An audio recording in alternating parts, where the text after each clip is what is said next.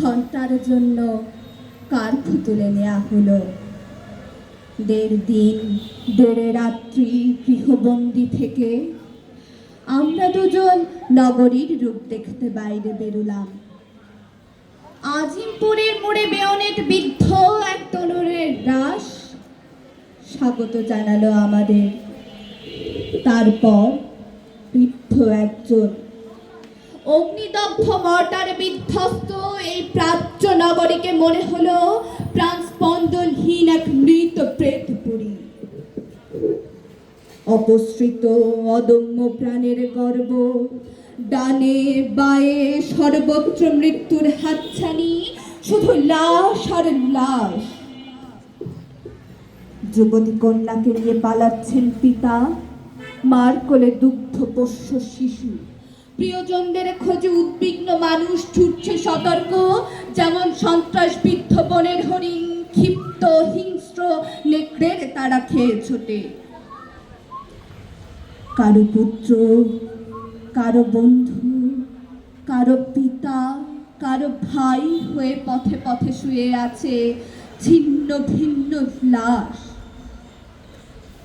নগরীতে কারা বেশি? যারা মরে গেছে তারা, নাকি মেশিন গানের গুলি থেকে বেঁচে গেছে যারা? 27 মার্চের ভোরে এ প্রশ্নের মেলেনি উত্তর। হত্যাক্লান্ত পাক সেনা বাঙালির রক্তে স্নান করে সহস্র নগর পথে বেরিয়েছে প্রমোদ টহলে, সাথে তাক করা নির্দয় নিষ্ঠুর স্টেন গান।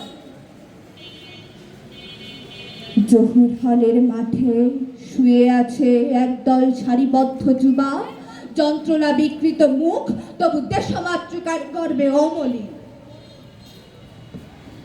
জগন্নাথ হলের চত্বরে সবুজ ঘাসের বুকে আক্রোশে খামচে ধরা ট্যাঙ্কের দাঁতের কামড়, গোবিন্দ দেবের রক্তে ভাসমান লাল শিববাড়ি।